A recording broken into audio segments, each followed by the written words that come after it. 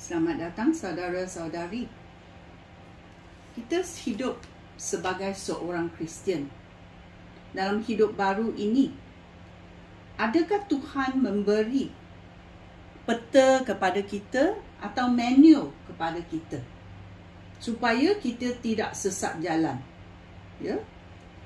Dalam ayat Tuhan, iaitu peta, ya, dalam Alkitab, Tuhan telah memberi peta kepada kita dan bagaimana hidup sebagai seorang Kristian di dunia ini. Ya, Tuhan telah memberi peta dan juga manual bagaimana nak buatnya. Kerana dalam ayat Tuhan kita telah melihat bagaimana Yesus hidup di dunia ini. Apa yang dia buat di dunia ini dan di mana dia akan pergi, ya.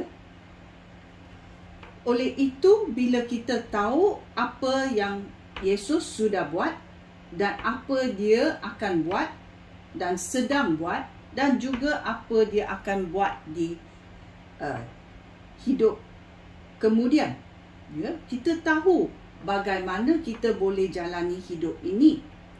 Kerana semua perjanjian Tuhan adalah ya dan amen, adalah untuk kebaikan kita.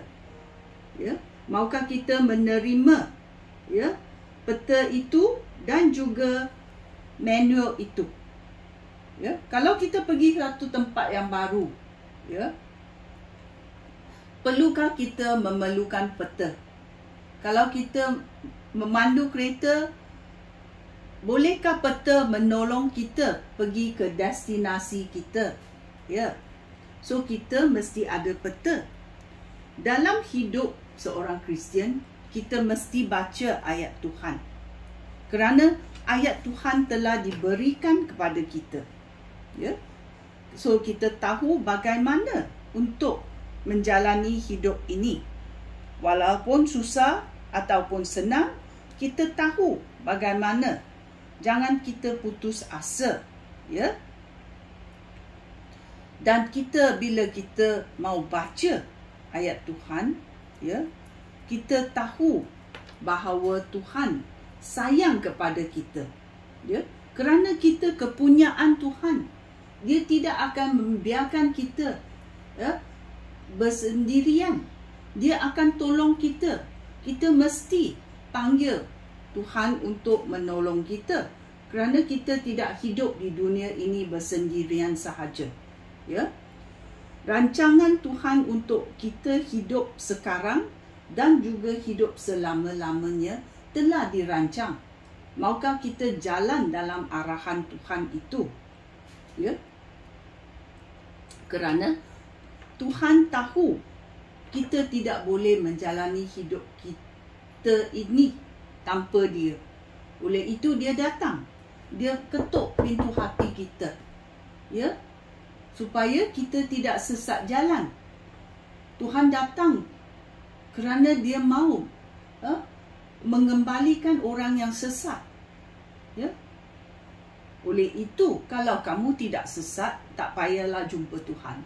Kalau kamu teringat kamu sesat dalam hidup ini, Tuhan adalah jawapan kamu.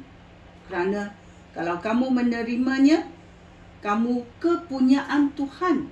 Berapa besarnya, ya, ya, kepunyaan ini. Kita panggil Tuhan Bapa. Kita panggil Tuhan kita Bapa kita. Adakah kelakuan Bapa kita di dunia ini boleh dibandingkan dengan kemuliaan Bapa di syurga? Ya, dia berkata dia tidak akan memisahkan kita. Dia akan selalu bersama kita bila kita menerima penyelamatannya.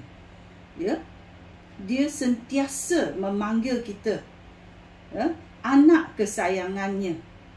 Kamu dipilih, ya, daripada banyak orang, 8 bilion orang.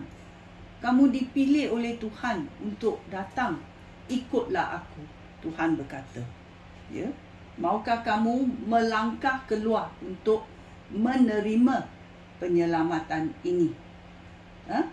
Sekian, terima kasih. Shalom.